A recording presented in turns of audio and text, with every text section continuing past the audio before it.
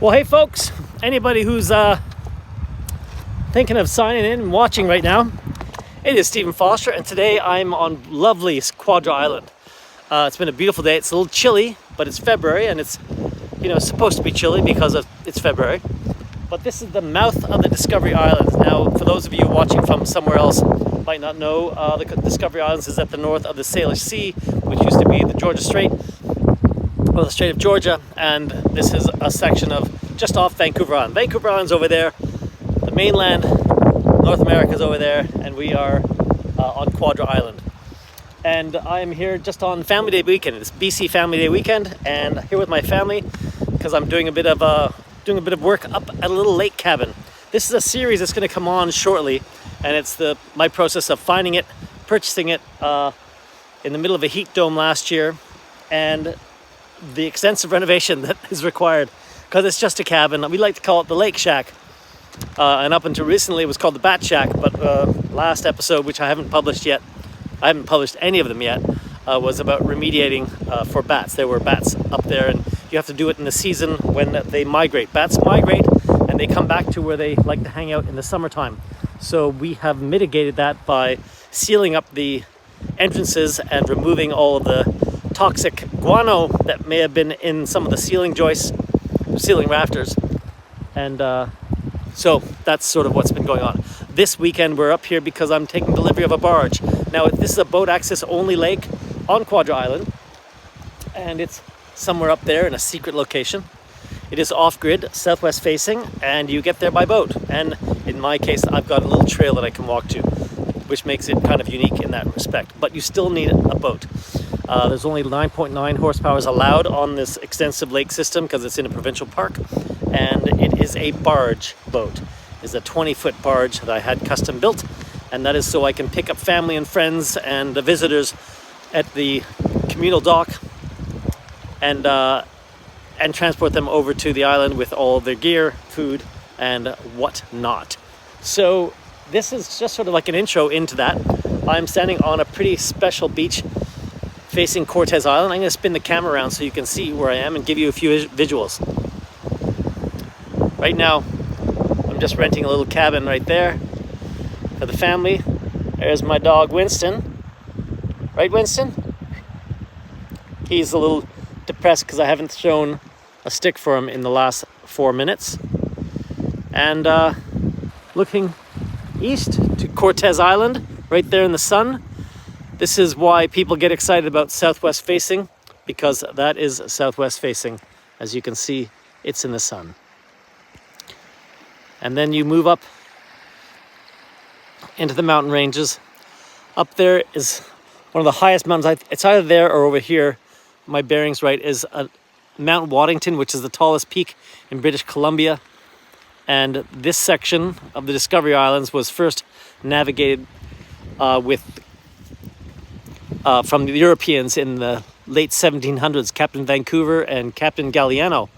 And they chose different routes to get through and find their way north. They were looking for a passage through to Asia from Europe, of which they did not find through here. But what they did find was an incredible bounty of timber and fish and many other natural resources that they are still, I guess, exploiting today.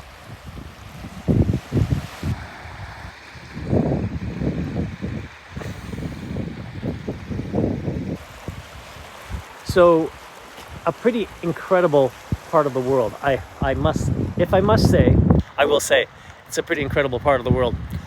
Still fresh for many people. The Discovery Islands were once only accessible via steamship from Vancouver, way down there. And they would come up through the middle of the Discovery Islands to all these small communities where they had logging camps, and it was part of the gold rush as well, some instances. But if you look on a map, at some point, if you're watching this and you see it, you might want to take a look and see what I'm speaking about. But the Discovery Islands, they encompass many islands. There's Quadra, Cortez, Morel Island, the Thurlow Islands, Stewart Island, Dent Island.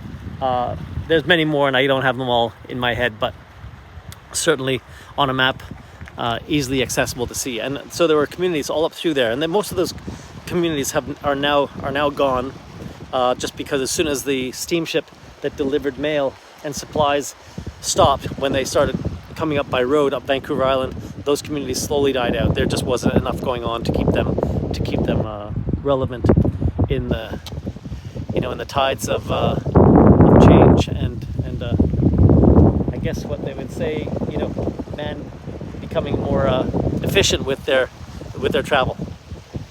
Anyway, it's a little bit of a cold day, and I just wanted to say that there will be more shows coming up soon, and they will have it'll start with the building of the cabin, or the finding of the cabin, the purchasing, and then the slow dismantling of the cabin that needs to be renovated, and then slowly building it up again.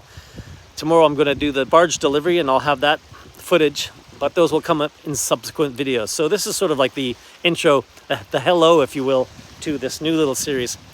Most of you who are watching my channel likely come here because I sell property and I do real estate. And that is in fact true, and I will continue to do that, of course. But this is also, so I bought a home. Now what do I do now that I'm living on Vancouver Island? And so I'd like to start bringing you more video footage and experiences once you're here on the island. There's so many wonderful things to do between hiking, exploring, fishing, boating, swimming, whatever it is that you like to do, whatever it is I like to do, I'm going to bring those experiences to you.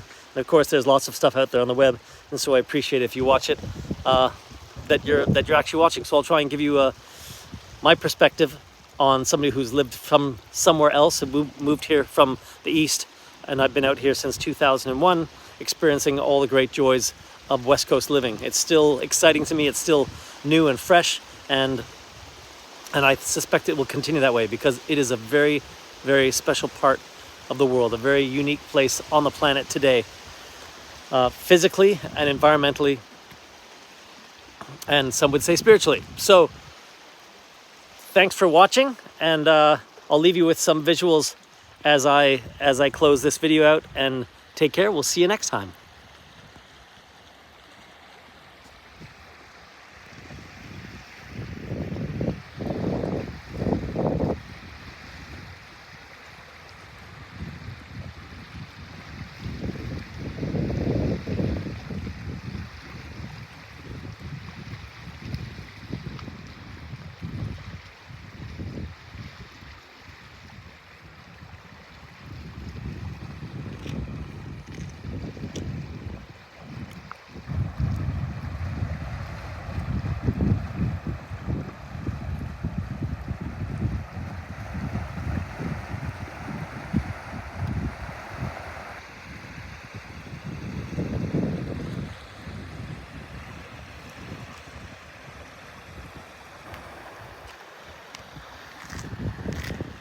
And here's Winston, my dog.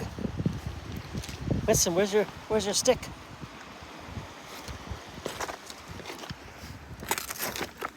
I don't usually throw the stick for him in here because he can twist his ankle, so I'm just gonna give it to him right there. He's gonna be really bored about that. But I didn't throw the stick for him here because he can bust a knee, twist a ligament. Pretty slippery on these rocks. These tumbled rocks are spectacular.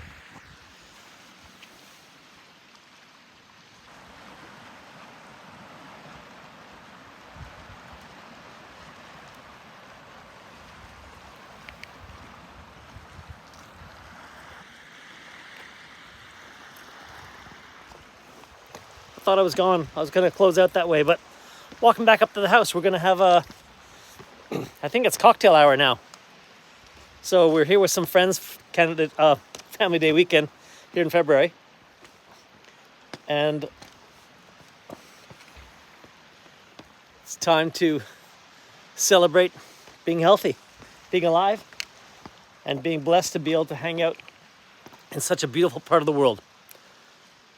I think I want to start calling this series, well, part of my real estate experience here is sharing the quiet. With such a busy world out there, people are looking for a little peace. There's so much noise between how busy the cities are, how busy social media is, and cell phones and all that sort of stuff. It's just taken over our lives, and sometimes we just need to find some quiet. And that's what I'm going to endeavor to do, is help my family and anybody watching my channel find the quiet. Look at that, Karen. There's a lot of, I think they call us Flotsdam. Lots of logs here. Oh, look, and my lovely wife she's out here too, going for a walk.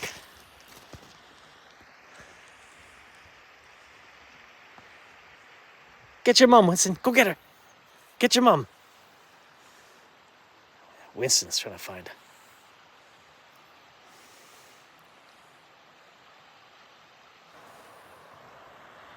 Isn't that beautiful?